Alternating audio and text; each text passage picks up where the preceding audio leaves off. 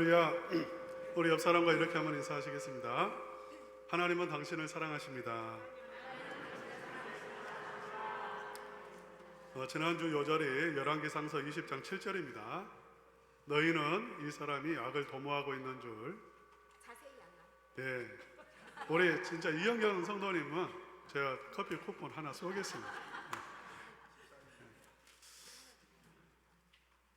우리 인간의 마음속에는 악한 것이 있어서요, 사람 믿을 게 못됩니다. 오직 하나님만 믿고 살아야죠. 우리 다시 옆 사람과 이렇게 한번 인사합시다. 오직 믿음으로 삽시다. 오늘은 종교개혁 주일입니다. 지난 2000년간 인류 역사에 가장 큰 영향을 미친 인물이 있다면 누굴까요? 예수님이시죠. 당연히 예수님이십니다. 가장 큰 영향을 미친 사건도 예수님의 십자가와 부활 사건입니다. 2등은 누굴까요? 2등. 우리 박기환 장로님을 최고로 사랑하기로 했습니다. 그러나 안타깝게도 저는 아니고요, 마틴 루터입니다. 마틴 루터의 종교개혁, 이게 인류 역사상 두 번째의 큰 사건이었습니다. 단순히 개혁교회가 이렇게 탄생한 그러한 사건일 뿐만 아니라 경제, 정치, 또 문화 모든 면에서 엄청난 변혁이 일어났습니다. 봉건사회가 체제가 무너졌고요, 자본주의, 근대 자본주의가 태동이 되어지고 완전히 이렇게 그냥 그 이전과 이후는 세상이 바뀌어버렸어요. 그래서 종교개혁은 그야말로 큰 사건이었습니다. 종교개혁이 이루어진 것은 1517년 10월 31일이었습니다. 그래서 교회는 항상 10월 마지막 주일에 종교개혁 주일로 정하여서 지키고 있습니다. 이 10월 31일 1517년, 그러니까 우리나라로 하면 임진왜란이 일어나기 한 80년 전 사건입니다. 그때에 비텐베르그 대학 정문에 95개조의 반박문을 루터가 거기에 게시를 했습니다. 우리 비텐베르그 대학 한번 보여주실래요? 지금도 이 대학이 있습니다. 500년 전에 이 대학, 유럽에서도 대학이 이렇게 많지 않는 그러한 때니까요, 그 당시에 대학 가면 오늘날 대학과는 수준이 다릅니다. 유서 깊은 대학이죠. 루터는 이 대학교의 교수였습니다. 그리고 이 대학 교수이면서 천주교의 사제이기도 했습니다. 오늘날에도 신학교의 교수는 반드시 목사여야 합니다. 목사 안수 받아야 되고, 그 다음에 또 학위가 있어야 돼요. 박사학위가 있어야 되고, 청빙이 있어야 되죠. 그러니까 신학교의 교수는 신학자이면서 목사여야 해요. 그 천주교에서도 마찬가지입니다. 그러니까 교수는 반드시 신부여야 하고, 그 다음에 그의 또 교수에 상응한 자격을 갖춰야 되는데, 루터는 바로 신부이고 또 교수이기도 했어요. 공부를 많이 한 사람입니다. 이 사람이 이 대학교의 정문, 우리 정문 한번 보여주세요. 여러분, 철조망 안에 있는 까만 그 색칠한 부분이 문인데요, 대학의 정문인데, 이 정문에다가 95개에 달하는 그러한 이렇게 95개조의 반박문을 기록해서 마치 대자보처럼 이 정문에다가 딱 붙여놨다 그 말입니다. 그 95개 내용인데 정리하면 핵심 내용은 다음과 같습니다. 우리 한번 1번 다 같이 한번 읽어보겠습니다. 시작. 죄에 대한 사면권은, 죄 사함의 권세는 사람에게 있는 게 아니라, 그가 교황이라 할지라도 그에게 있는 게 아니라 오직 하나님만 죄를 사할 수 있는 권세가 있다, 그거고요. 두 번째 한번 읽어봅시다. 시작. 면죄부는 죄책감을 결코 제거할 수 없다. 면죄부는 우리를 죄 사함을 주고 구원을 얻게 하는 능력이 없을 뿐만 아니라 우리의 마음 속에서 죄책감조차도 해결할 수 없는, 그러니까 단순히 종이 조각에 불과한 그러한 것이다, 그 말입니다. 결코 죄책감조차도 제거할 수 없다. 3번 보겠습니다. 시작. 면죄부는 연옥에 있는 영혼에게 아무런 효력도 없다. 중세 카톨릭 교회가 면죄부라는 것을 팔았습니다. 이런 종이에다가 죄를 면한다는 것입니다. 그걸 돈으로 팔았어요. 돈을 주고 팔았습니다. 거대한 교회 건물, 성당 짓기 위해서, 그 다음에 또 교황이 정치하기 위해서, 군대를 조직하기 위해서, 여러 가지 목적으로 돈이 필요하니까 그 돈을 충당하기 위해서 면죄부라는 것을 팔았어요. 그래서 그것을 돈으로 사면 죄 사함을 내가 얻게 되고 천국 가게 되고, 그 다음에 우리 부모님, 우리의 조상 가운데 혹시 연옥에 걸려있는 사람이 있을 수 있는데, 천주교의 교리입니다. 지옥에 빠질 사람이 있고 어정쩡한 사람들이 있어요. 지옥에 가기는 아까운 사람들, 그래도 도덕적으로 산 인물들, 하나님을 믿지만은 조금 부족했던 사람들, 이 사람들은 지옥에 가지 않고 중간 단계인 연옥에 있다는 그러한 설입니다. 이건 천주교에서 말하는, 성경에 없어요. 우리는 그걸 믿지 않습니다. 그런데 그 면죄부, 부모의 이름으로 그 면죄부를 또 사면 그 부모의 영혼이 연옥에서 탈출해서 천국 간다는 것입니다. 절대로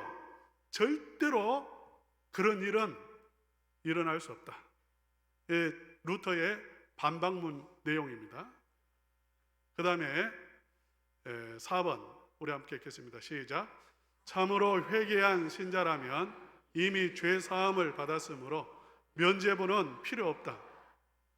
이미 회개한 성도들은 죄 사함을 이미 받았는데, 하나님을 믿는 사람들은 다 이제 하나님의 자녀가 되었는데, 이제 또 면죄부를 사가지고 죄 사함을 받고 그럴 필요가 전혀 없다. 이미 죄 사함을 받았다, 그 주장을 하고요. 마지막으로 5번째 함께 읽겠습니다. 시작. 오직 그리스도의 공로로 구원을 받는다. 오직 구원은 예수 그리스도의 공로를 통해서 얻는다는 것입니다. 인간의 어떤 방법, 면죄부, 교황의 어떤 권세, 그것으로 구원을 얻는 게 아니고 성인들의 도움으로 구원을 얻는 게 아니라는 거죠. 그러니까 지금 루터가 반박문을 게시한 날이 며칠이라고 그랬죠? 10월 31일입니다. 이 날을 택한 이유가 있어요. 이 날을 택한 이유는 그 다음 날 11월 1일이 만성절입니다. 천주교의 만성절. 만성절이라는 것은 그 만만자를 써가지고, 성인성자 써가지고 모든 성인들을 경배하는 날이에요. 천주교에는 성인 숭배 사상이 있습니다. 그러니까 예수님 말고도 위대한 그런 기적을 일으키거나 아주 선행을 많이 쌓았거나 아니면 정말 이렇게 믿음의 단계가 높았던 그런 사람들, 그들을 성인으로 만들어서 숭배하는 거예요. 기도할 때에도 예수님의 이름으로만 기도하는 게 아닙니다. 그 성인들의 이름으로 기도하고 그들의 도움으로 구원을 얻기도 하고 마리아를 숭배하기도 하고 그렇잖아요. 오직 그리스도의 이름으로, 그러니까 그런 성인들의 도움, 마리아의 도움, 그것은 구원을 얻는데 아무 의미가 없다는 거예요. 오직 예수님의 공로로만 구원을 얻는다. 여러분 11월 31일이 또 무슨 날이죠? 요즘 많이 지키는 할로윈 데이입니다. 작년에 비참한 일이 있었죠. 작년이죠. 예, 할로윈데이 앞두고요. 이 할로윈이라는 뜻이 뭐냐면 할로스가 무슨 뜻이냐면 성인입니다. 성인. 그 다음에 이브를 합쳐가지고 할로윈이에요. 그러니까 만성절 전날을 의미하는 것입니다. 만성절 전날. 본래는 그 만성절에 사람들이 많이 모이니까 루터가 그 많은 사람들이 모일 것을 예상하고 전날에 반박문을 붙인 것이고요. 그 전날 이 할로윈 이 데이가 오늘날 이렇게 변질이 많이 된 것은 이렇게 컬트족의 그 문화 가운데 31일, 10월 31일은 어떤 날이냐면 그 이교도 문화 속에서 귀신들이 깨어나는 날이에요. 그래가지고 자기가 거할 사람들의 몸을, 귀신은 사람의 몸을 집으로 삼습니다. 그러니까 귀신이 자기가 들어갈 집을 찾는데, 사람의 몸을 찾는데, 그러니까 귀신을 속이기 위해서 귀신의 복장을 하고 도깨비 같은 형상을 쓰고 있으면 귀신이 모르고 지나간다는 거죠. 그게 이교의 사상입니다. 이게 짬뽕이 돼가지고 오늘날에 의미하는 할로윈 데이가 된 거죠. 루터가 이런 주장을 한 것은 천주교 쪽에서는 이렇게 말합니다. 루터가 이러한 주장을 한 이유는 결혼을 하기 위해서다. 루터의 아내가 수녀였습니다. 나중 일이에요. 이건 나중 일인데, 그래서 이런 천주교 이런 교리들을 무너뜨려야만이, 그리고 천주교에서 나와야 결혼을 하니까 그런 여러 가지 인간적인 그러한 목적을 가지고 이런 주장을 했다라고 그렇게 말을 해요. 이것은 그 본질을 왜곡시키는 그러한 말입니다. 절대 물을 타는 거죠. 이게 기독교를 좀 폄하하고, 개신교, 그들이 말하는 개신교를 폄하하고 자기 동생쯤으로 그렇게 좀 이렇게 안 좋은 의도에서 체제에 순응하지 못하는 사람들이 불순한 그러한 의도가 있어가지고 그렇게 쪼개나온 그러한 것으로 폄훼하는 그러한 의미로 그런 주장을 하는 거예요. 여러분, 이 주장을 하는 것은 그 당시에 목숨을 거는 겁니다. 100년 전에 이 주장을 했다가 후스가 불태워 죽임을 당했어요. 이런 주장을 하면 그 당시에는 살아남지 못합니다. 이런 주장을 하면서 결혼하기 위해서 그렇게 했겠어요? 그런 건 말도 안 되는 거죠. 루터가 이런 주장을 하게 된 배경은 무엇이냐면, 루터는 고민을 많이 했어요. 구원을 어떻게 얻는가 하는 것입니다. 구원의 문제에서 깊은 갈등이 있었고 고민이 있었다는 거예요. 천주교에서 말하는 구원, 면죄부, 고행, 천주교에서는 고행을 통해서 구원을 얻을 수 있다 해가지고 이렇게 유명한 어떤 그 수도사는 그냥 이렇게 장미덩굴 속에서 몸을 뒹굴면서 온 몸에 피를 흘리면서 그런 고행을 수없이 하고, 천주교에서 말하는 그 모든 고행을 다 해봤어요. 성당의 계단을 무릎으로 기어오르면서 무릎이 다 까지고 피가 나는 그런 고행도 해보고 다 해봤어요. 그러나 양심의 자유를 얻을 수 없었습니다. 구원의 기쁨을 누릴 수 없었어요. 거기에서는 구원을 얻을 수 없다는 것을 깨달았어요. 여전히 죄책감과 두려움 속에 있었습니다. 여러분, 루터가 또 선행이나 다른 모든 방법, 천주교에서 말하는 모든 방법을 다 써봤지만 그것으로 구원의 확신을 얻을 수 없었어요. 그래서 결론적으로 그가 한 것이 무엇이냐면, 하나님의 말씀에서는 어떻게 이야기하고 있는지, 성경에서는 무엇을 말하고 있는지, 성경에서 말하는 구원은 어떤 구원이고 성경에서 말하는 구원의 방법은 어떻게 얻는 것인지를 연구해 보기로 했습니다. 그래서 성경을 읽기 시작했어요. 신부가, 대학 교수가 성경을 읽기 시작했다는 게 참 이상하게 들리죠. 이상한 일이에요. 그 당시에는 평신도 여러분은 성경을 못 가졌어요. 만약 여러분이 성경을 가졌다면 불태워 죽였습니다. 성경은 일반인이 읽을 수 있는 책이 아니에요. 성경은 번역도 못 시켰어요. 번역하면 죽였어요. 오직 라틴어로만 만들어졌고 라틴어로만 읽혀졌습니다. 설교도 한국말로 하면 죽습니다. 라틴어로 하는 거예요. 기도도 찬양도 다 라틴어예요. 성도들은 그러니까 와서 구경하는 거죠. 하나도 들리지 않아요. 외국어로 하니까. 이런 시대입니다. 교황조차도 이때에는 문맹자들이 있었어요. 그래서 성경을 읽지 않는 겁니다, 이게. 이 루터가 성경을 연구하기 시작했어요. 성경을 집중적으로 읽기 시작했습니다.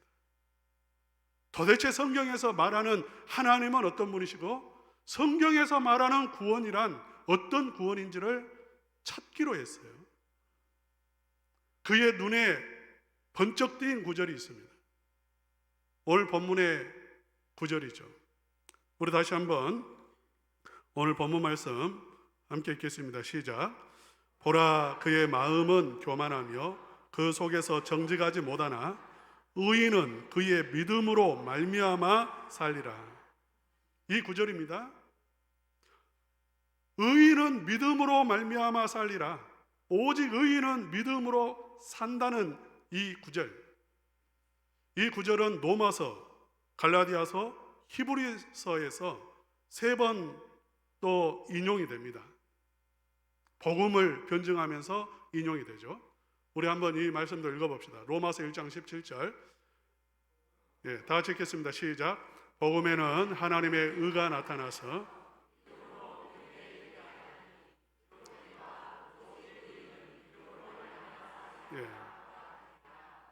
특별히 루터가 로마서, 그 중에서도 이 17절 말씀, 거기에서 번개같이 복음의 진수를 깨닫게 되는 것입니다. 갈라디아서 3장 11절 함께 읽겠습니다. 시작. 또 하나님 앞에서 아무도 율법으로 말미암아 의롭게 되지 못할 것이 분명하니 이는 의인은 믿음으로 살리라 하였습니다. 그 다음에 히브리서 10장 38절 함께 읽겠습니다. 시작. 오직 나의 의인은 믿음으로 말미암아 살리라. 이 구절이 종교 개혁을 일으키는 불씨가 되는 구절이었고요. 그리고 구원에 대해서 공로가 아니라, 인간의 노력이 아니라, 다른 어떤 방법이 아니라 구원에 있어서 그 주권이 절대적으로 누구에게 있는가, 그것을 발견한, 그것을 말하고 있는 구절인 거예요. 여기서 중요한 것은 의인도 아니고 믿음도 아니고, 여기서 말하는 핵심은 무엇이냐면 하나님입니다. 하나님. 일단 의인은 믿음으로 말미암아 산다. 여기에서요, 주어와 수어가 있습니다. 이것은 동등한 거예요. 의인은 어떤 사람인가? 믿음으로 사는 사람이에요. 일단은 이 문장을 풀어보면, 문법으로 풀어보면 그렇습니다. 그러니까 의인은 어떤 사람? 성경에서 말하는 의인은 어떤 사람인가? 착한 행실을 하는 사람이 아니에요. 믿음으로 사는 사람이 의인이에요. 그 공식이 성립이 되는 것입니다. 두 번째로, 그런데 의인은 믿음으로 사는데 어떤 믿음인가? 믿습니다. 의인은 믿어요. 그런데 사람들도 다 믿는 게 있어요. 나를 믿기도 하고 내 머리를 믿기도 하고 아버지를 믿기도 하고 시대를 믿기도 하고 국가를 믿기도 합니다. 여기서 말하는 믿음이란 하나님을 믿는 거죠. 하나님을 믿는 겁니다. 그런데 우리 지금 하박국서 처음 이 말이 쓰여진 이 하박국서의 배경을 보면 이 말이 그냥 나오는 말이 아닙니다. 이 믿음으로 산다는 이 말이 나오게 된 배경은 무엇이냐면 하박국 시대는 이스라엘 나라 유다가 이제 무너지는 시대예요. 망하는 시점입니다. 바벨론의 군대가 쳐들어와 가지고 다니엘과 사드락 메삭 아벳느고 다 끌고 간 그런 시대예요. 그래서 하박국 선지자가 질문을 합니다. 이 시대 사람 다 질문해요. 이런 일을 만나면 아니 예수님 믿었는데 집이 무너지고 교회가 불타고 그냥 안 좋은 일이 막 생기면 여러분 질문하겠습니까? 질문 안 하겠습니까? 질문하죠. 당연히. 아니 하나님 살아 계십니까? 하나님 구원하신다고 했는데 왜 이렇게 망하는 것입니까? 당연히 질문하죠. 하박국이 질문했어요. 하나님 어떻게 이런 일이 일어날 수 있습니까? 우리는 하나님의 백성이고 하나님을 우리는 믿는다고 하는데 하나님 어떻게 이런 일이 일어날 수 있습니까? 그때에 하나님께서 하시는 말씀이 이 말씀이에요. 오직 나의 의인은 믿음으로 말미암아 살리라. 그러니까 모든 것이 다 무너지는 이 시점에 절망적인 이 상황에서 그 속에서도 의인은 어떻게 사냐면 하나님의 구원을 믿으며 산다는 것입니다. 할렐루야. 여전히 하나님을 믿고 사. 근데 하나님이 어떤 하나님이신가? 구원하시는 하나님을 믿고 믿음으로 그 절망적인 상황 속에서도 살아간다는 것입니다. 그러니까 오직 의인은 믿음으로 말미암아 살리라 했을 때에 의인은 어떤 하나님을 믿고 있냐면 구원하시는 하나님을 믿고 있다는 거예요. 구원하시는 하나님. 여러분 성경에서 구원이라고 하는 단어가 몇 번 나오는지 아세요?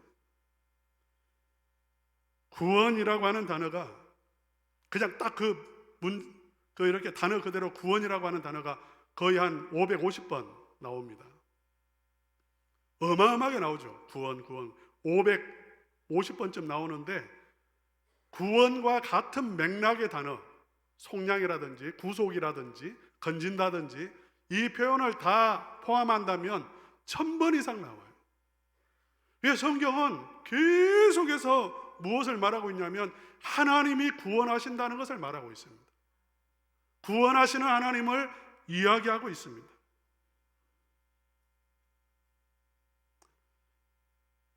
지금 절망적인 상황이라고 그랬죠. 이스라엘 백성들이 절망적인 상황이에요. 항상 성도들이 의인들이 살아가는 상황을 보면 절망적입니다. 성경 처음 봐도 그래요. 아벨이 그랬습니다. 아브라함이 그랬습니다. 아브라함을 둘러싸고 있는 그 이방 세력들.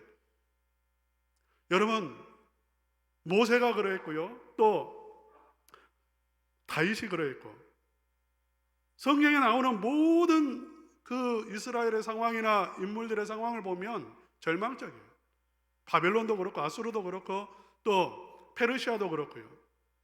다 이스라엘이 해결할 수 없는 강대한 나라들, 강대한 그러한 적들입니다. 그 속에 믿음의 사람이 있어요. 믿음의 사람이. 근데 그 믿음의 사람들은 절망하지 않습니다. 낙심하지 않아요. 무엇을 믿냐면 하나님의 구원을 믿으며 하루하루를 살아가요.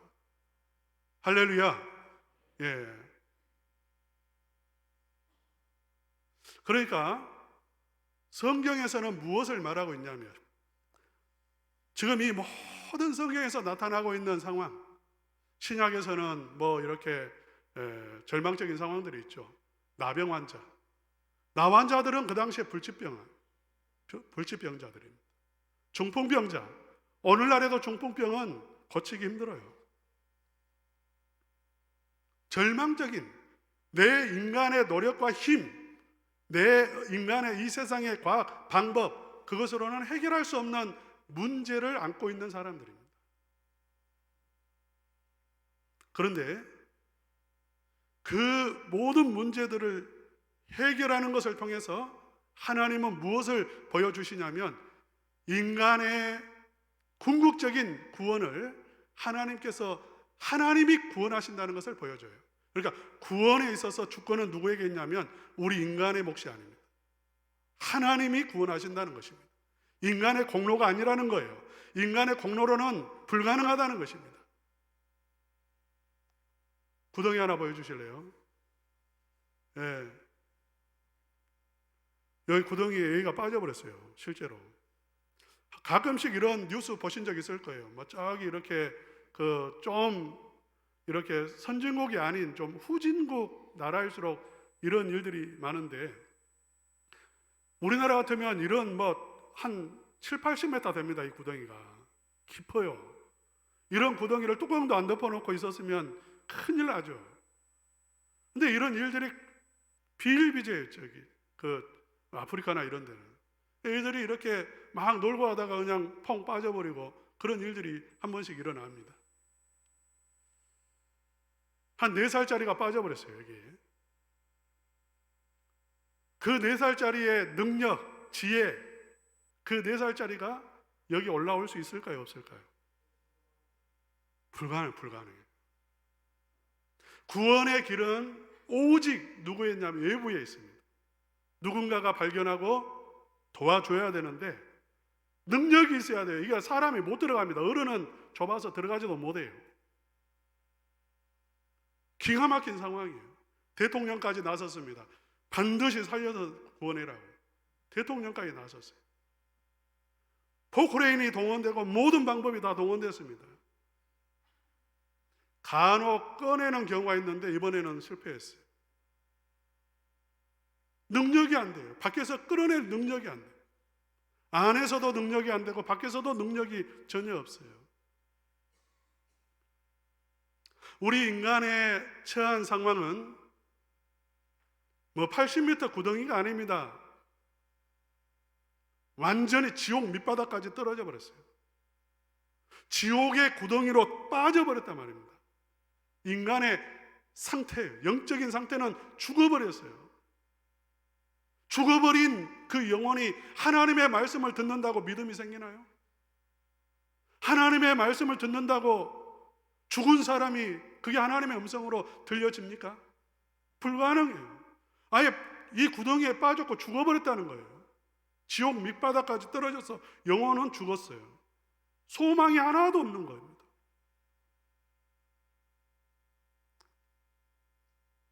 그러므로 인간의 구원에 있어서 오직 인간을 구원할 수 있는 존재는 누구냐면 생명의 주인이 되시는 하나님 외에는 우리 인간을 구원할 존재는 그 사람이 교황이고 아니 교황의 할아버지라 할지라도 면죄부를 만장 산다 할지라도 인간의 구원은 일어날 수가 없어요.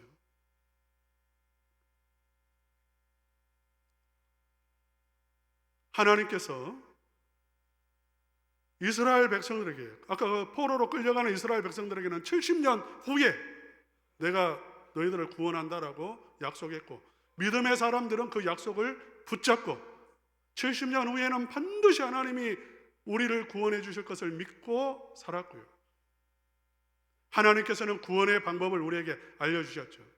아들을 예수 그리스도를 이 세상에 보내어서 십자가와 부활을 통해서 우리의 죄의 문제를 해결하시고 우리에게 생명을 주심으로 구원하신다는 거예요. 그게 무엇인지 한번 도표 한번 보여주시기 바랍니다. 예수 그리스도 안에서 우리가 누리는 구원의 과정입니다. 하나님은 부르세요. 우리를 소명이라고. 그 전에 선택이 있었습니다.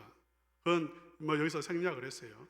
소명 불렀다가 말이에요. 우리 이름을 불렀습니다. 여러분 교회로 이렇게 부르시는 거예요. 하나님이 부르시는 겁니다. 말씀 앞으로 부르십니다. 그리고 하나님은 살리십니다. 할렐루야. 살리시는 게 먼저입니다. 믿음이 먼저 아니에요. 우리가 어떻게 믿습니까? 죽어버린 존재가. 하나님은 우리의 영혼을 살려주세요. 할렐루야.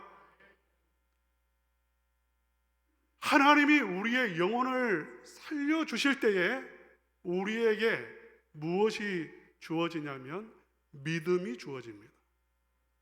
할렐루야. 믿습니까? 믿음이 주어진 다음에, 믿음과 회심은 이 위치가 왔다 갔다 해요. 회심이 먼저일 수도 있고 믿음이 먼저, 이렇게 주장을 하는데 뭐 같은 거예요. 그 다음에 살아나서 보니 내가 너무 잘못 살았어. 하나님을 모르고 살았어요. 죄를 모르고 살았어요. 그래서 통에 잡아갑니다. 그리고 하나님은 그렇게 회개하고 믿는 자에게 의롭다 하세요. 그러니까 의인은 믿음으로 산다, 이 공식이 성립이 됩니다. 믿는 자가 의인이고 의인은 믿는 자예요. 그리고 날마다 그의 길을 인도하시면서 성화시키고 견인 딱 붙잡아가지고 멸망하지 않도록 붙잡아가지고 좌우로나 우로나 치우치지 못하도록 천국으로 끌고 간다는 거죠. 영화롭게 해주시고 아름다운 길, 최고로 좋은 길로만 인도해 가신다는 거예요. 할렐루야. 여러분 자리가 꽃자리입니다. 우리 한번 따라서 합시다. 내 자리가 꽃자리입니다. 여러분 지금 이 자리가 꽃자리예요. 여러분 지금 삶의 현장에 있는 그 자리가 꽃자리입니다. 왜? 하나님이 함께 하시고 인도하시고 하나님이 일하시고 계시고 하나님께서 가장 아름답게 만들어 가시는 자리이기 때문에 그렇습니다. 영화롭게 해주세요. 다 하나님이 하시는 거예요.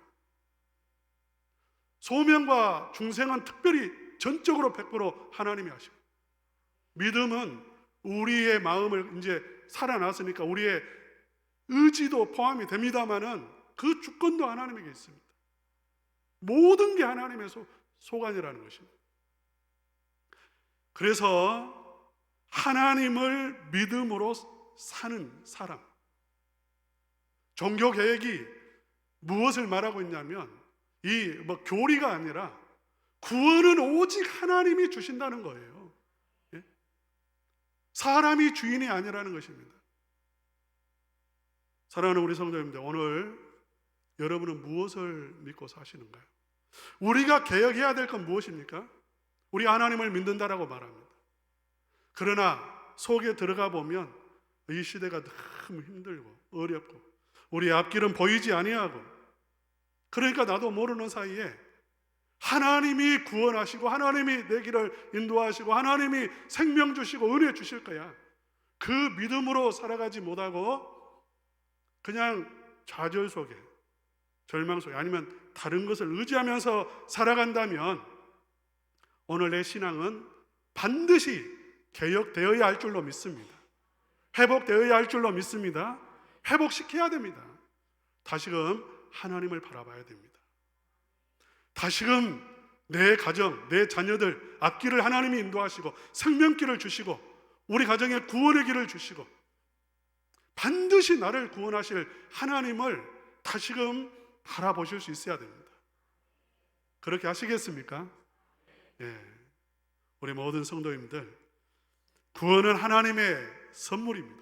하나님만이 우리를 구원하실 수 있습니다. 다시금 하나님을 똑바로 바라보시고 믿음으로 살아가시기를 주님의 이름으로 축원합니다.